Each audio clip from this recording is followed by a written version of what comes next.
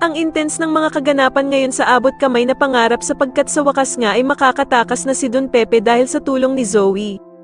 Dito nga ay makokonsensya si Zoe at mas pipiliin ito na patakasan ang kanyang lolo Pepe at pipigilan niya nga si Balahadja na mahuli ito.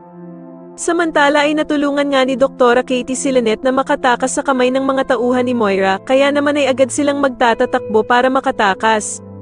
Ngunit sa kasamaang palad nga ay mahuhuli pa din sila nito at mababaril naman ang guard na hiningian nila ng tulong para sana iligtas sila. At dito nga sa sobrang takot nila ay magkakahiwa-hiwalay sila at maiiwan naman itong si Lynette na nakatago sa gilid ng sasakyan. Agad namang makakatawag si Doktora Katie kay Doc Carlos at ipapaalam nga agad nito sa kanya ang kanilang lokasyon at dito nga ay sasabihin nila kay Doc Carlos na nasa panganib ang buhay ni Lynette at pinaghahabol nga daw siya ng mga holdapper.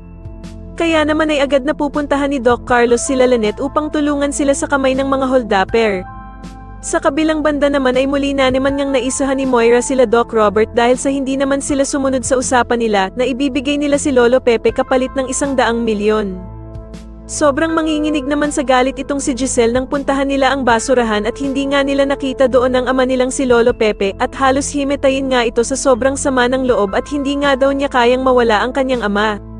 Samantala ay muli ngang ibinalik ni Moira si Lolo Pepe sa kanilang hideout at dito nga ay ipapabantay niya ito sa kanyang anak na si Zoe.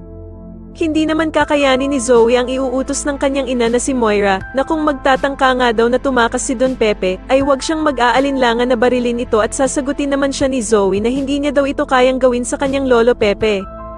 Subalit sasabihin ni Moira na isipin daw nito ang mangyayari kapag nakatakas si Lolo Pepe dahil sigurado nga daw na masisira ang buhay nilang mag-ina.